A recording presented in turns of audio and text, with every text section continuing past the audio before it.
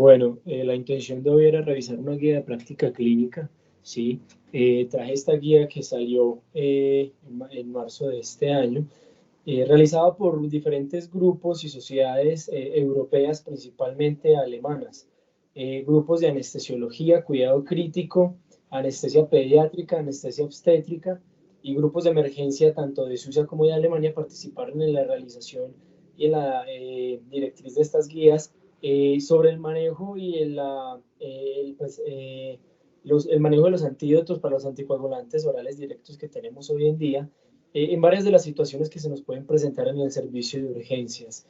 Ellos hicieron, pues, realmente fue una revisión sistemática de la literatura, mirando obviamente esos comparadores de los fármacos, de esos nuevos anticoagulantes, dabigatran, rivaroxaban, apixaban y edoxaban, y los comparaban y los ponían con escenarios clínicos que iban desde la cirugía planificada hasta la cirugía de emergencia.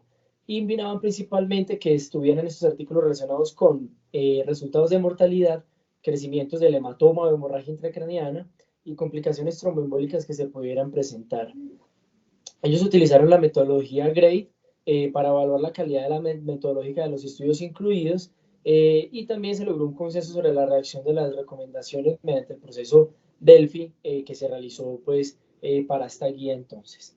¿Y por qué es importante? Pues en realidad venir a hablar un poco sobre cómo es el manejo de los antídotos o cómo podemos manejar esos pacientes que tienen un sangrado importante que pueda amenazar la vida o no, o pacientes con sangrado o que estén con anticoagulantes orales directos y que vayan a una cirugía tanto electiva, planificada o como en nuestro caso emergente.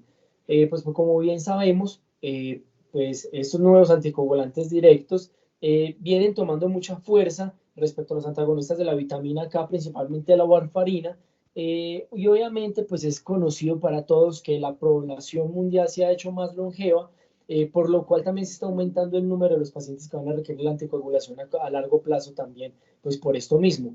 Y esto no viene pues ahora solamente desde estos años, sino que ya viene desde hace mucho, que es bien conocido también que esos nuevos anticoagulantes directos pues empezaron a mostrar muchos más beneficios, seguridad e impacto en mortalidad y de prevención de sangrados y hemorragias respecto a los antagonistas de la vitamina K.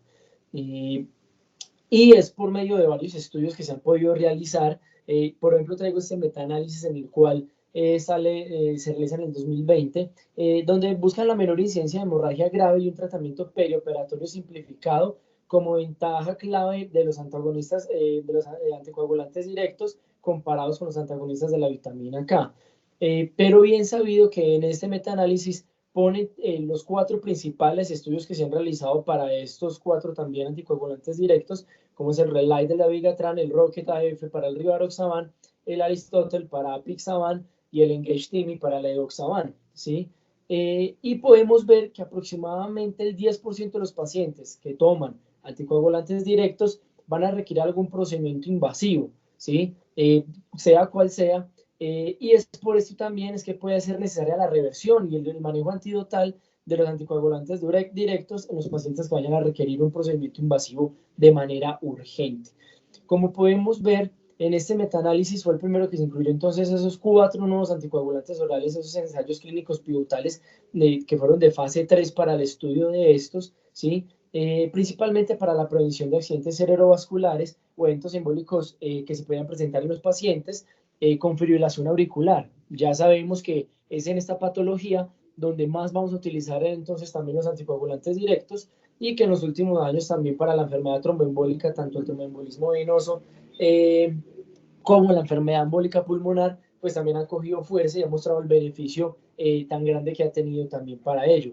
Y como podemos ver en ese estudio, pues ha mostrado gran beneficio a favor, obviamente, de los anticoagulantes directos respecto al antagonista de la vitamina K, como es la warfarina, principalmente para los riesgos de sangrado y como podemos ver, para los riesgos de eficacia y seguridad, principalmente hemorragia intracraneal, mejoran los resultados con los DOAC, pero a costa de aumento del sangrado gastrointestinal, que es una de las principales complicaciones que podemos ver en los pacientes que nosotros manejamos con anticoagulantes directos también. Pero como podemos ver, todas las causas de mortalidad siempre van a favor de los anticoagulantes directos. ¿sí?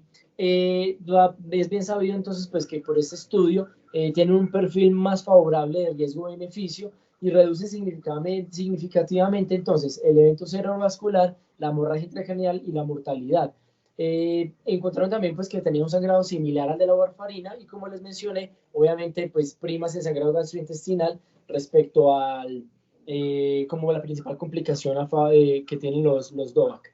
Y como podemos ver, en cuanto a los resultados, los nuevos anticoagulantes orales disminuyeron significativamente también la incidencia de ictus, embolias sistémicas en un 19% respecto a la warfarina. Y además de eso, estaba también asociada a una principal reducción del ictus hemorrágico y estos nuevos anticoagulantes también disminuyeron la mortalidad por cualquiera de las causas que se presentaban. Tenemos estos otros estudios donde también podemos ver el primer estudio que se presenta sobre la efectividad y la seguridad de los DOACs versus la warfarina en pacientes con fibrilación auricular. Un estudio que se realizó en 2022 y incluye un total de 4 estudios para 835.500 pacientes. Comparando entonces la warfarina en tratamiento con los DOAC, redujo los riesgos de accidente cerebrovascular y además de embolia sistémica y además de accidente cerebrovascular isquémico, también el hemorrágico y además la muerte por todas las causas. Ese resultados de seguridad por los DOAC que se mostraban se asociaron obviamente significativamente con riesgos reducidos de hemorragia mayor, principalmente también la hemorragia intracraneal, pero en comparación a la warfarina, sabemos que las estadísticas también en este primer estudio que les muestro, aumentó el riesgo de sangrado gastrointestinal por los DOAC. En las guías que salen en el 2020, ¿sí? Como les podemos mostrar, para el manejo del tromboembolismo, tanto embolia pulmonar como como tromboembolia venosa profunda, los DOAC vuelven a tener mayor rango de seguridad, ¿sí? Y las recomendaciones principales es que para los pacientes con TBP o que tengan embolia pulmonar, el panel de las guías de la Sociedad Americana de Hematología entonces sugiere el uso de los anticoagulantes directos en lugar de los antagonistas de vitamina K. Sin embargo, hay algunas excepciones, como ya sabemos, que hay algunas recomendaciones en las que no se aplique a ciertos subgrupos, principalmente pacientes con falla renal y que principalmente tengan una tasa de filtración glomerular menor de 30, que tengan una enfermedad hepática demorada grave o que tengan síndrome antifosfolípido, que en estos casos se va a preferir el uso de la warfarina, antagonistas de la vitamina K, respecto a los DOAC. Y tener en cuenta también que los pacientes con válvula mecánica, pues también es preferible el uso de la warfarina. En este tercer estudio, en este otro estudio también podemos ver entonces los anticoagulantes directos versus la warfarina en los pacientes con trasplante cardíaco. Este estudio salió en el 2023 y aunque es como un pequeño esbozo de lo que se quiere lograr también en estos pacientes trasplantados, se han visto buenos resultados con los DOAC, ¿sí? Sin embargo, comentan pues que realmente faltan un poco más de estudios para empezar a como ampliar un poco más sobre el tema y principalmente pues, sobre el manejo con DOAC en este tipo de pacientes. Y en ese último estudio, en el cuarto estudio, podemos ver el uso de los anticoagulantes directos versus la warfarina, pero en esos pacientes que tienen falla renal, ¿sí? Y se vio que entonces en ese estudio los anticoagulantes directos en dosis estándar van a ser más seguros y eficaces que la warfarina, con hasta un aclaramiento de la creatinina en una tasa de filtración de al menos de 25 mililitros minuto. Se ha utilizado también una dosis más bajas para el uso de anticoagulantes directos en algunos pacientes, pero también encontraron en este estudio que no van a reducir el ajuste a una dosis más baja, no reduce significativamente la incidencia de una hemorragia o hemorragia intracraneal en comparación con los anticoagulantes directos a una dosis estándar, pero sí se va a asociar con mayor riesgo e incidencia de stroke y de muerte en estos pacientes a los cuales se les ajusta con una dosis más baja. Por lo cual entonces con estos hallazgos van a seguir respaldando entonces el uso de anticoagulantes directos en dosis estándar en lugar de warfarina, inclusive también en los pacientes que tengan falla renal. Y entonces, pues, ¿cuáles son estos anticoagulantes directos y por qué entonces son tan importantes? Como ya sabemos, el rivaroxabana, apixaban, edoxaban y dabigatran son estos anticoagulantes directos que previamente eran llamados los nuevos anticoagulantes. Y como podemos ver, su principal mecanismo de acción es obviamente la inhibición del factor 10A, ¿sí? Excepto también el del dabigatran, que es un inhibidor de la trombina directa. Como podemos ver, el tiempo medio empieza a variar respecto a ellos y como podemos ver, el dabigatran es el que mayor tiempo de vida media tiene, logrando de 12 a 14 horas, también pues es similar al del edoxaban. Pero también tenemos que saber que obviamente según el aclaramiento renal y esa tasa de filtración que tengamos, pues esa vida media se va a prolongar también. Y que podemos ver esos tiempos de acción máxima y el tiempo de efecto máximo que se puede lograr con el medicamento, en realidad es muy corto. ¿Sí? Podemos ver que el del rivaroxaban es de 2 a 4 horas para empezar a tener en realidad pues el aseguramiento de estas dosis de los anticoagulantes directos.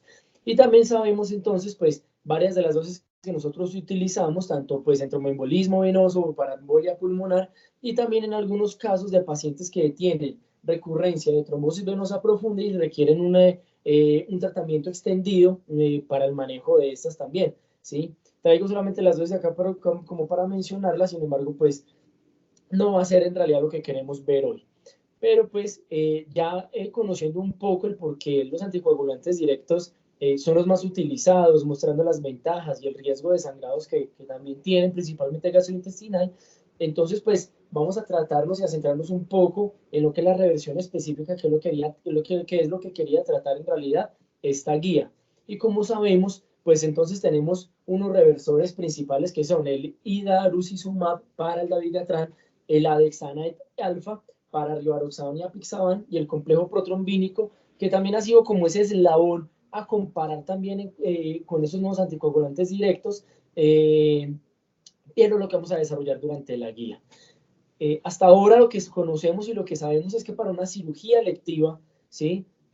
Si se tiene una cirugía con bajo riesgo de sangrado, se debe suspender 24 horas antes el anticoagulante directo para poder llevar a ese paciente a la cirugía.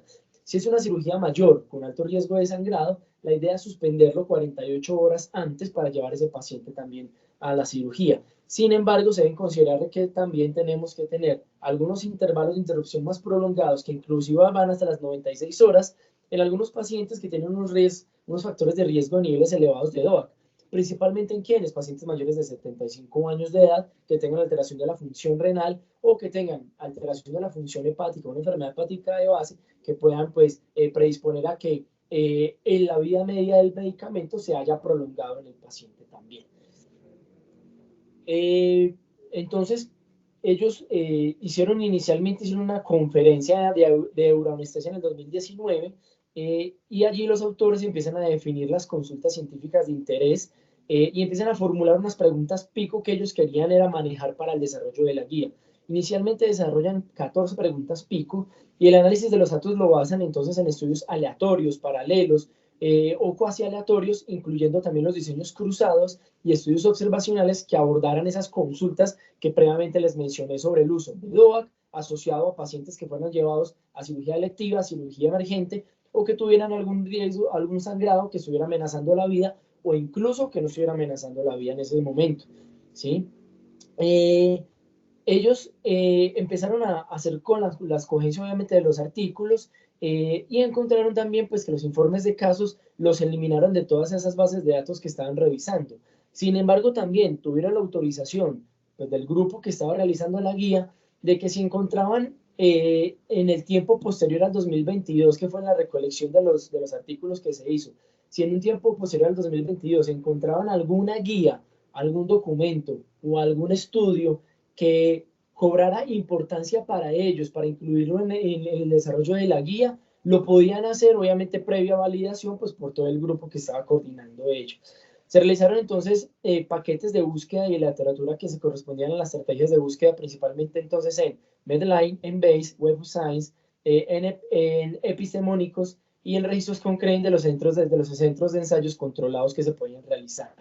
Las recomendaciones las formularon y las calificaron de acuerdo al sistema de clasificación, desarrollo y evaluación de recomendaciones GRADE, que es la que les traigo acá, y ellos resaltan que, pues, en realidad, dar una clasificación de grado 1 era muy difícil, dado la baja recolección de estudios que tuvieran esta importancia para el desarrollo y soporte de una recomendación adecuada en el desarrollo de las guías. ¿Listo? Entonces ellos desarrollaron entonces, después de las 14 preguntas pico que desarrollaron, las trataron de agrupar y de minimizar a lo que máximo pudieran y desarrollaron entonces 9 preguntas pico, que era lo que querían hacer ellos en realidad, que es lo que querían ellos desarrollar entonces. ¿Qué es lo que vamos a empezar a desarrollar nosotros? Entonces, lo primero, debemos utilizar la monitorización de un laboratorio en los pacientes con anticoagulantes directos programados para cirugía urgente. Hicieran caso afirmativo, ¿qué seguimiento de laboratorio debíamos aplicar?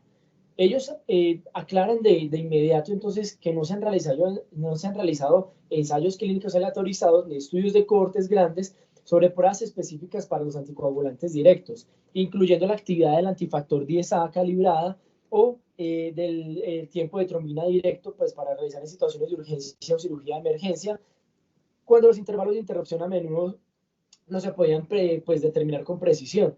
Obviamente, si estábamos hablando de una cirugía urgente, no podíamos hacer que ese paciente no viniera con la dosis previa, entonces era difícil determinarlo, ¿sí? Y ellos destacan también acá que las pruebas específicas para los anticoagulantes directos rara vez se solicitan y se realizan en los entornos de emergencia, ¿sí? Entonces, pues, empezando por esto, no es un estudio que vamos a realizar tanto en el servicio de urgencias nosotros, dado que en realidad nosotros nos enfrentamos a otro tipo de escenarios.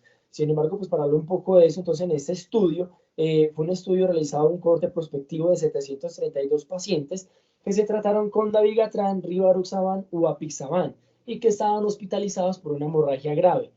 Incluyeron también prospectivamente un registro entonces que fue desde 2013 hasta noviembre de 2015. Este estudio sale entonces en el 2016. ¿Qué resultados obtuvieron ellos pues, con ese estudio de corte prospectivo? El sangrado fue gastrointestinal o intracraneal en el 37% de los pacientes, principalmente siendo esta el gastrointestinal y 24% de manera intracraneal. La tasa de filtración glomerular fue inferior a 60 milímetros por minuto en 61% de los casos. Y las concentraciones plasmáticas que ellos midieron de esos anticoagulantes directos se determinó solamente en el 62% de los pacientes. Sin embargo, ¿qué concluyen ellos después de haber visto, pues, que a pesar de que habían realizado el seguimiento de los pacientes, ellos cogieron entonces grupos para administrar o concentrados complejos protrombínicos activados o no activados en 38% de los casos, o reversores con antídotos directos, pues tanto para dabigatran como rivaroxaban y apixaban en el resto de los casos. ¿Qué evaluaron ellos? Mortalidad, y encontraron que en realidad no hubo diferencia en la mortalidad al día 30, ¿sí? Ellos entonces dicen que para el tratamiento de la hemorragia grave en esos pacientes que estén tratados con anticoagulantes directos, pues es algo complejo. ¿Por qué? Porque a pesar de que nosotros podemos hacer un seguimiento de laboratorio en estos pacientes, en realidad no nos va a impactar en nada la mortalidad para lo que queremos nosotros utilizar con esos pacientes. Y bien, este estudio, que es el estudio PAUS, que sale también en el 2017, para entonces definir en realidad esa nueva modalidad del manejo de esperemos más bien cómo está el paciente dependiendo del sangrado que tenga y no demos antídotos, sino que solamente suspendamos y esperemos. Entonces, a través de esta práctica, entonces surge este estudio. Entonces ellos dicen, vamos a hacer un intervalo de erupción más corto, vamos a tener en cuenta la tasa de filtración glomerular, y además de eso también la edad mínima de 75 años. Encontraron también que los pacientes de sexo femenino también tenían mayor riesgo de producir mayor tiempo de vida media de los anticoagulantes directos, y además de eso las interacciones con amiodarona también podían producirlo, ¿sí?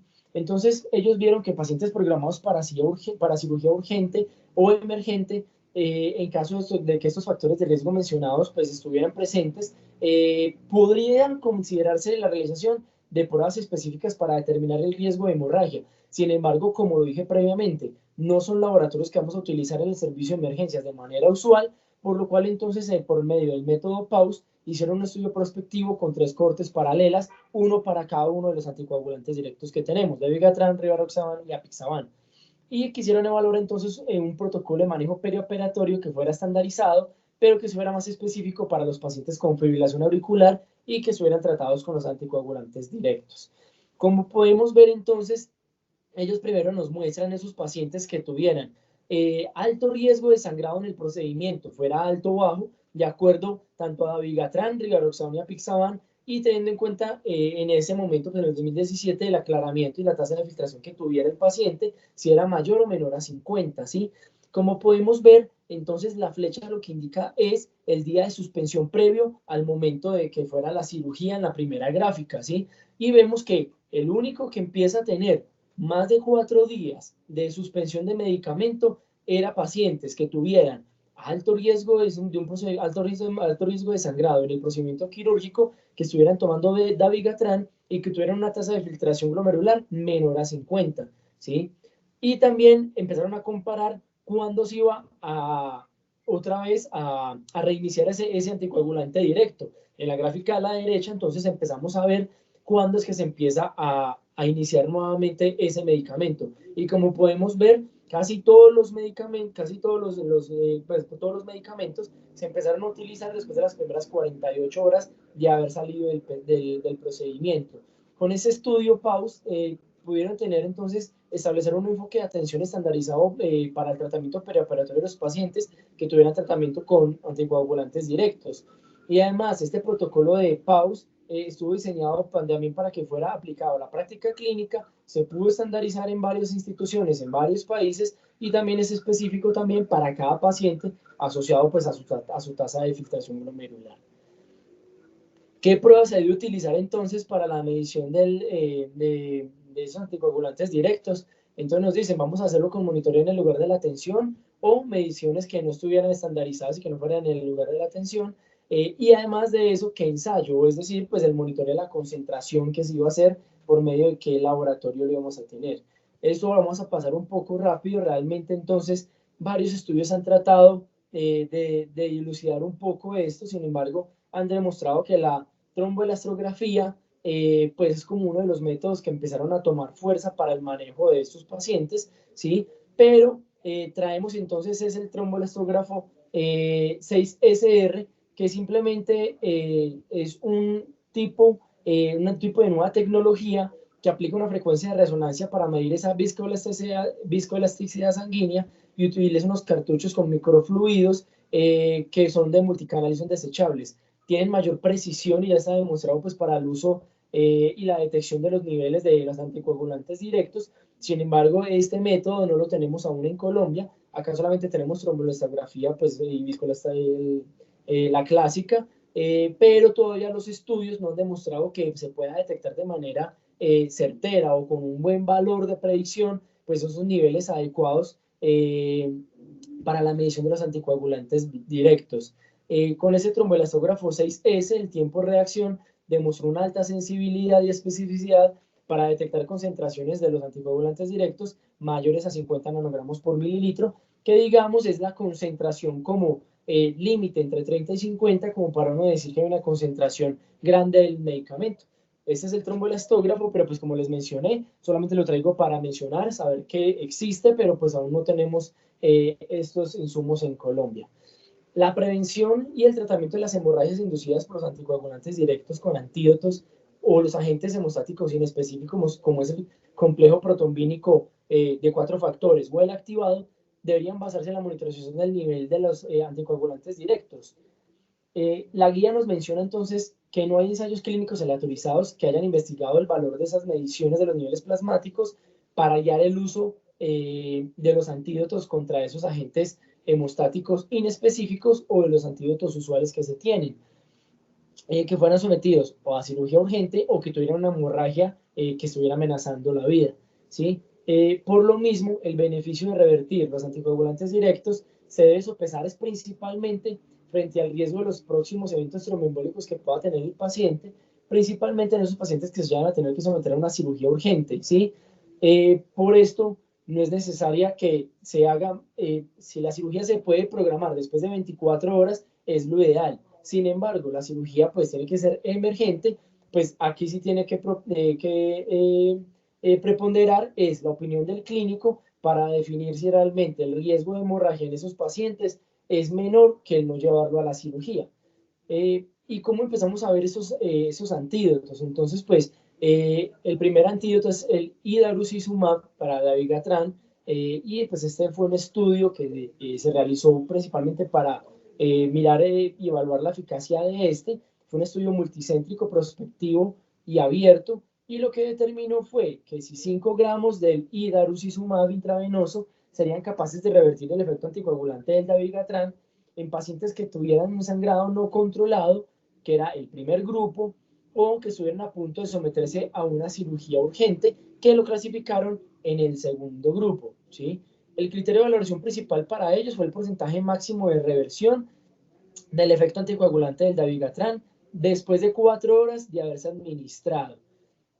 Y además de eso, en función del tiempo de trombina diluida o el tiempo de coagulación de hecarina, pues que son los exámenes que se deberían solicitar pues, para el seguimiento de estos pacientes. Tuvieron unos criterios de valoración secundarios también, que incluyeron la restauración de la hemostasia y obviamente esas medidas de seguridad que tuvieron.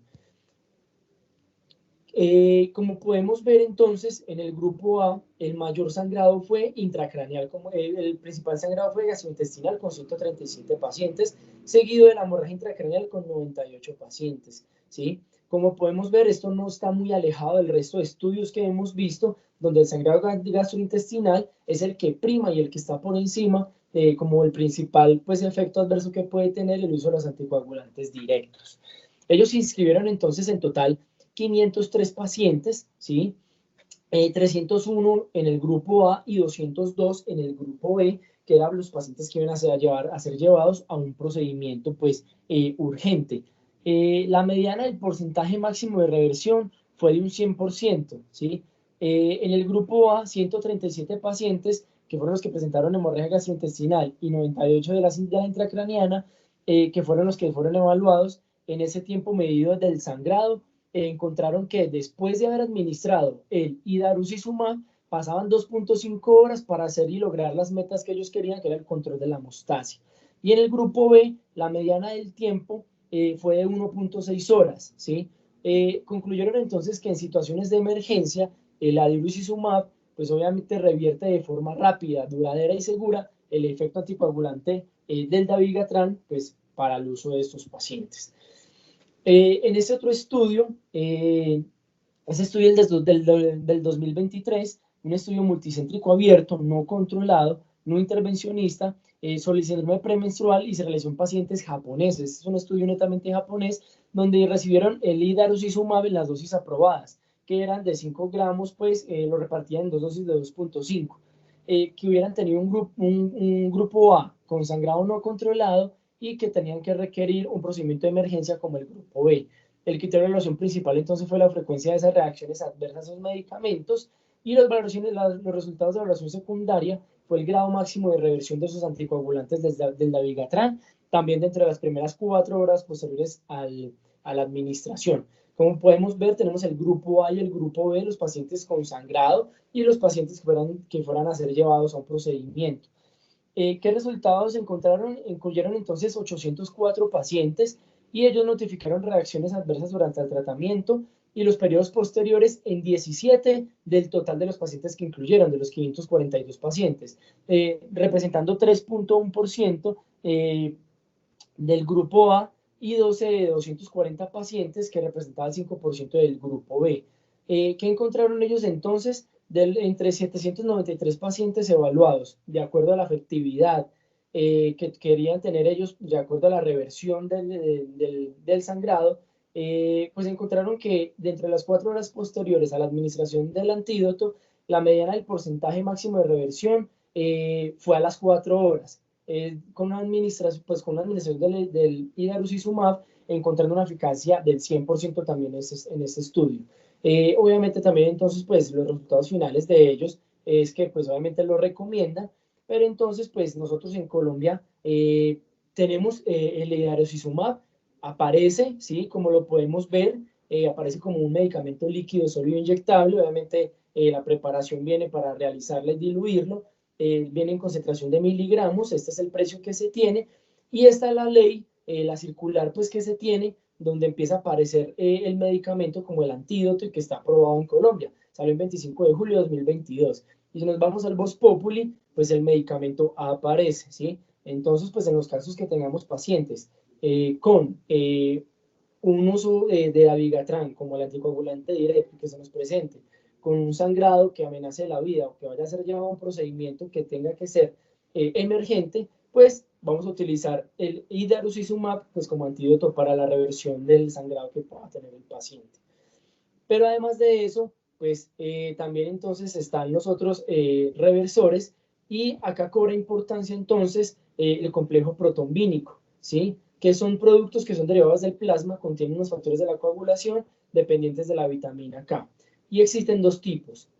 Uno es el FEIBA o el complejo protombínico que conocemos nosotros, activado, y el otro es el activado que contiene los factores activados, principalmente el 7A. El otro entonces, que es el complejo protombínico no activado, contiene 4 de los factores que nosotros necesitamos, que es el 2, el 7, el 9 y el 10, pero no están activados. Pero además de eso, trae también proteína C, proteína S y muy pequeñas cantidades de la antitrombina y heparina, que es lo que lo mantiene inactivados en este caso. El Octaplex, que es el nombre comercial con el que nosotros manejamos este complejo protrombínico no activado, lo encontramos como polvo liofilizado de 500 unidades y obviamente es pues, con base en el factor 9, que es lo que vamos a hacer. Viene para diluir en 20 mililitros y se diluye y se infunde ese medicamento en 3 minutos. Como vamos a ver más adelante, la dosis varía, tenemos un rango de dosis entre 25 y 50 unidades por kilo. Obviamente, pues es el que nosotros como que más estamos acostumbrados a utilizar pues para el manejo y el manejo de estos pacientes.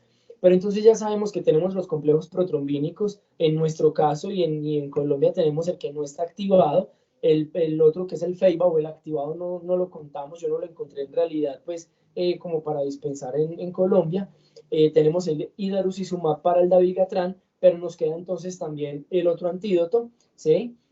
Eh, que es el que vamos a ver enseguida, ¿cierto? Entonces, pues para la reversión de esos anticoagulantes directos, que son los inhibidores del factor 10A, se empezaron a realizar unos estudios que son los ANEXA, ¿sí? La pregunta clínica que ellos quisieron hacer en este caso, adultos sanos que toman apixaban y lo clasificaron como el Anexa A o rivaroxaban, que fue el estudio Anexa R. Entonces se evaluaron si el andexanet alfa normaliza la anticoagulación en comparación con el placebo. Este diseño del estudio fue en 2 partes, fue de fase 3, fue aleatorizado, doble ciego y controlado con placebo. Habían 2 partes consecutivas dentro de cada subensayo, tanto para la apixaban como para el rivaroxaban. Ya sabemos que para el dabigatran ya conocemos el antídoto específico que se tiene. La parte 1 era una dosis en bolo del andexanet alfa versus el placebo. Y la parte 2 que se evaluaba era la dosis en bolo seguida en infusión de 2 horas versus el placebo que se estaba haciendo. Los 2 sitios fueron separados. El anexa A se realizó en Arizona para la apixaban y el anexa R para el rivaroxaban se realizó en California. ¿Qué encontraron ellos entonces? Pues la intervención que ellos querían hacer, obviamente, pues para los participantes que estaban en cada grupo. Entonces, para la anexa A, para los de la apixaban, recibieron 5 miligramos de apixaban por vía oral 2 veces al día durante 3 a 5 días. Esto para lograr esos niveles plasmáticos que querían ellos y que fueran un estado plasmático estable.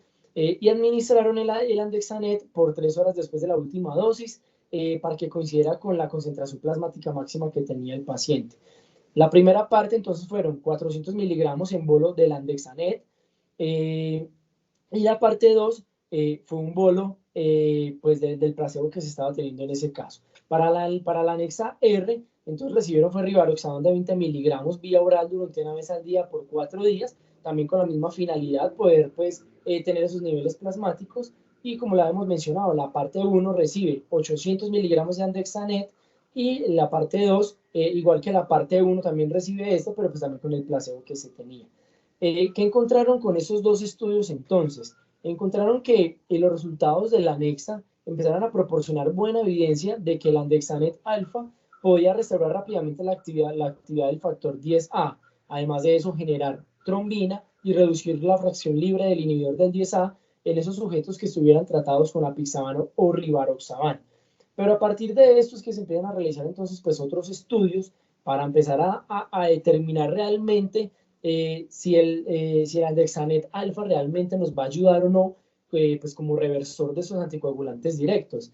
Y empezaron a evaluar entonces otros estudios, empezaron a aparecer otros estudios donde empezaron a comparar un poco el complejo protrombínico y esos anticoagulantes y esos antídotos y ese antídoto para los anticoagulantes directos. En estos dos estudios, el primero, un estudio retrospectivo, recibieron complejo protrombínico activado para la optimización preoperatoria de los pacientes que tuvieran una cirugía urgente y lo compararon también con el Andexanet. ¿Qué encontraron ellos? Pues que en realidad el uso del complejo protrombínico activado en estos pacientes también podía normalizar y generar hemostasia antes de la cirugía urgente en los pacientes, así como los resultados que se vieron en los anexa. En el segundo estudio, entonces ellos también encuentran que esos pacientes, como conclusión de ese estudio, comparando obviamente el complejo protrombínico, la administración versus el Andexanet, pues encontraron que también tenía buen potencial como reversor hemostático y para el manejo de esos pacientes que fueran llevados a una cirugía urgente, ¿sí? Encontraron principalmente en este segundo estudio, mediante tromboelastografía y mediante tromboelastograma in vitro, pues que tenía una similitud para el manejo del control del sangrado, como se veía también en los estudios de la anexa. Entonces, pues hasta este momento no se tenía en realidad como claridad si el andexanet alfa versus el complejo protrombínico pues tenía realmente alguna utilidad mayor o algún beneficio mayor respecto al uso para la reversión. La otra pregunta que se realizaron entonces fue que si estaban indicados los antídotos o agentes hemostáticos inespecíficos para los pacientes con hemorragia intracraneal traumática y no traumática y que estuvieran tratados con anticoagulantes directos y que no fueran a ser llevados a cirugía. Las recomendaciones de la guía, esas recomendaciones sí son grado 1 y las recomendamos que, pues entonces ellos dicen, la recomendación es que la reversión del antídoto o agentes hemostáticos en específicos, pues para evitar el aumento del volumen del hematoma, como primera recomendación. Entonces, esos pacientes que no van a ser llevados y que puedan tener riesgo de que ese hematoma pueda crecer, vamos a utilizar la reversión con antídoto para dabigatran, si tenemos el Andexanet, o si no, pues con el plasma con el complejo protrombínico en los casos que no se tenga. Obviamente, pues para los pacientes con dabigatran, ya sabemos que el idarucizumab es el que ya ha mostrado toda la evidencia disponible para el uso de este. Y para los pacientes que no tenemos idarucizumab y están con dabigatran, se puede considerar el uso del complejo protrombínico, ¿sí? Y respecto al uso de andexanet alfa o el complejo protrombínico, pues en realidad no hay ninguna contraindicación en utilizar cualquiera de los dos. Si se tiene el Andexanet, recomiendan utilizarlo, pero si no se tiene, pues vamos a utilizar el complejo protrombínico. Y hasta ese momento, más o menos, que es hasta la semana pasada, la superioridad del Andexanet alfa sobre los agentes hemostáticos no específicos no había sido demostrada por una comparación prospectiva aleatoria o directa frente al complejo protrombínico inactivo o activo en el entorno clínico de la hemorragia intracraneal que estuviera relacionado con esos inhibidores del factor 10A. ¿Por qué digo que hasta hace poco? Porque hasta esta semana, creo que fue ayer antier, salió el último anexa, donde evaluó y comparó realmente el uso y el beneficio de utilizar el Andexanet frente al plasma, frente al complejo protrombínico, que más adelante vamos a ver los resultados de este estudio. Entonces, ¿qué teníamos hasta ese momento, hasta antes de conocer el resto de estudios? Esto es una revisión sistemática que se realizó pues, por medio de las directrices de la colaboración Cochrane, ¿sí? Y además de eso, pues, por medio del método Prisma que se hizo este estudio. Hicieron búsqueda de bases de datos en PubMed, Medline, Cochrane, Embase, EBSCO, Web of Science y en CINAHL desde 2021 hasta el 21 de abril del 2022. ¿Qué querían ver ellos? Entonces querían ver el uso de la proporción de la anticoagulación revertida por complejo protrombínico de los 4 factores, que es el que tenemos, en pacientes que tuvieran hemorragia intracraniana, que tuvieran uso de anticoagulantes directos. ¿Y qué encontraron ellos? Que la reversión de estos anticoagulantes directos, del sangrado por ellos, era del 77% con el complejo protrombínico. Para Andexanet alfa fue de 75%. Y para el idarucizumab, que era la reversión del dabigatran, fue el 82%. Esa revisión sistemática que nos dejaba claro entonces que efectivamente el idarucizumab para el dabigatran sigue teniendo la fuerza que tiene y sigue siendo el antídoto específico, pero para rivaroxaban y apixaban todavía queda esa duda entonces del uso de o complejo protrombínico o el andexanet alfa, ¿sí? Como podemos ver entonces, pues en realidad, tanto para la mortalidad de los pacientes, en realidad no hubo pues una diferencia significativa en el andexanet, sí en el idarucizumab, pero como podemos ver, para la reversión de los anticoagulantes respecto al andexanet comparado con el complejo protrombínico, tanto reversión de sangrado, mortalidad y resultados tromboembólicos futuros, no hubo una gran diferencia. ¿Qué sí se vio? Que pudiese haber más eventos tromboembólicos con el andexanet respecto al uso del complejo protrombínico en los pacientes. En este otro estudio, quisieron coger entonces otro de los estudios importantes, el ANIXA 4, que más adelante lo vamos a ver, y el RETRACE 2. Y también quisieron comparar entonces pues el uso del andexanet respecto al complejo protrombínico para esos pacientes que tuvieran ese hematoma. Como podemos ver en la tabla B, entonces ellos quisieron evaluar también el ranking modificado con el que queda el paciente y también quisieron evaluar ese análisis de intención del estudio que se tenía. Finalmente, ¿qué vieron ellos entonces en este estudio? Como podemos ver, vieron que la mortalidad intrahospitalaria y, el ranking modificado con el que salía el paciente no tuvo ninguna alteración o no tuvo ningún cambio estadístico significativo con el uso del uno o del otro. ¿Con qué se vio mejoría? Con el volumen del hematoma que se tenía con el uso del andexanet alfa, que es el único resultado donde en realidad ha mostrado beneficio mayor respecto al uso del complejo protrombínico, y es pues por este estudio. Tenemos otros estudios entonces también que han tratado de comparar el andexanet alfa para esos pacientes que tienen sangrado y como podemos ver, concluyen en realidad ambos estudios que la evidencia disponible tiene una certeza baja para en realidad comparar tanto el complejo protrombínico como el andexanet. ¿Por qué? Porque han demostrado que tienen una hemostasia similar y efectiva en el tratamiento de las hemorragias mayores en pacientes que utilizan estos inhibidores del factor 10A, principalmente rivaroxaban y apixaban. ¿Qué comentan también estos dos estudios? Que, como ya se había visto antes en esa otra revisión sistemática, ya se ha visto también que los eventos tromboembólicos parecen ser mayores en los pacientes que son tratados con andexanet alfa. Se deben utilizar entonces agentes de reversión para tratar a los pacientes que no sangran y que tienen sobredosis por anticoagulantes directos. Acá las recomendaciones no son grado 1, son grado 2. Ellos dicen en realidad pues que sugieren no revertir el dabigatran o el apixaban o el rivaroxaban en ausencia de sangrado. Y es acá donde toma importancia nuevamente el estudio PAUS para hacer entonces solamente medidas generales que nos ayuden a ¿qué? A eliminar esos anticoagulantes directos que principalmente lo hacen por estimulación directa de la diuresis o hemoatrocción. Y allí hay varios estudios donde ya se ha tratado de utilizar tanto la terapia dialítica como el carbón activado para aumentar la eliminación de estos fármacos en sangre.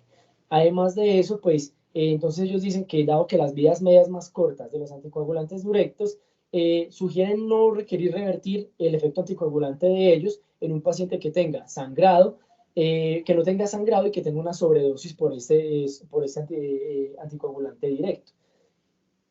¿De dónde lo toman ellos entonces? Pues principalmente hay varios estudios que han tratado como de mirar entonces solamente esa concentración de los anticoagulantes directos, como la hemos mencionado, a pesar de que pues se ha tratado de medir y que las concentraciones se han tratado de medir, pues en realidad en el ámbito de las emergencias nosotros no lo vamos a utilizar.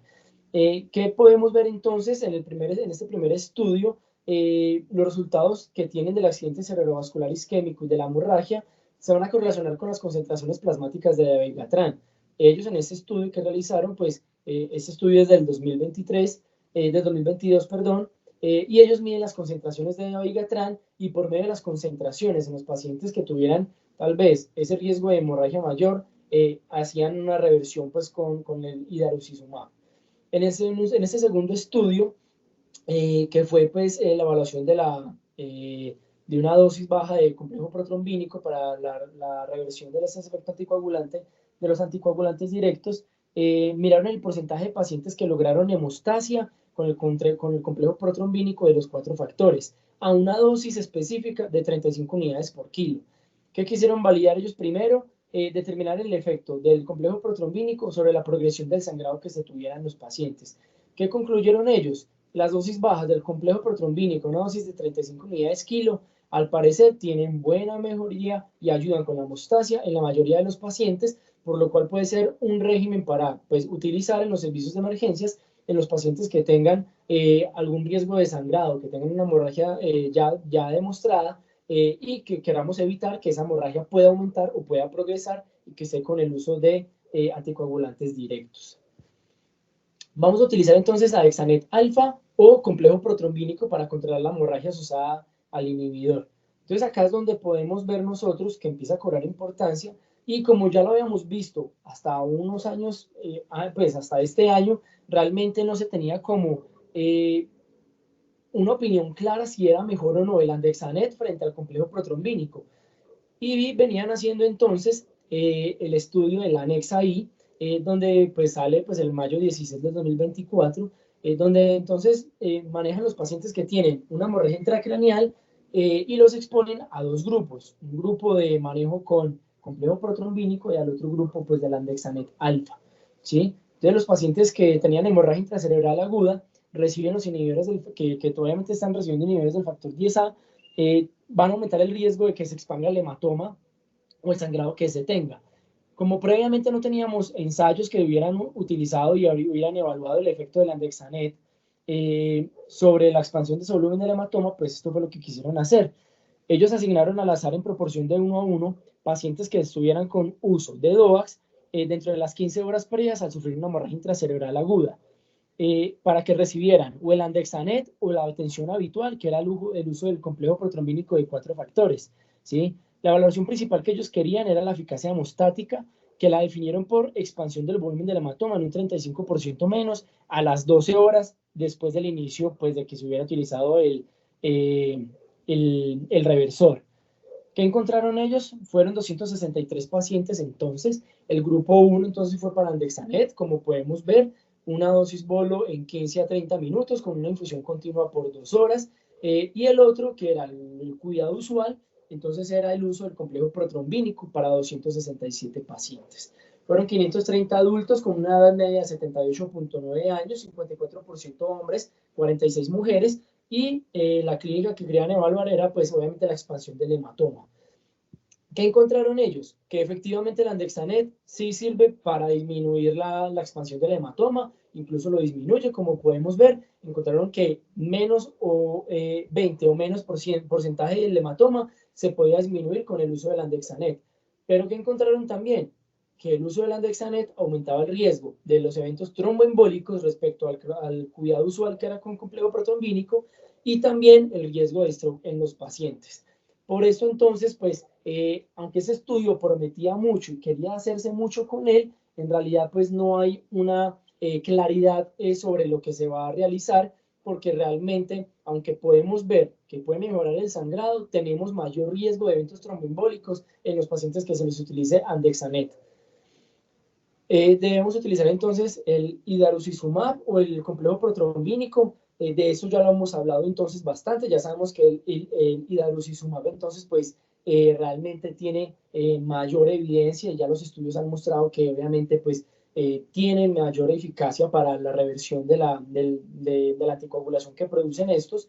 Y ese estudio salió también en el 2023 y se realizó fue en el servicio de emergencias. Esto fue en Francia.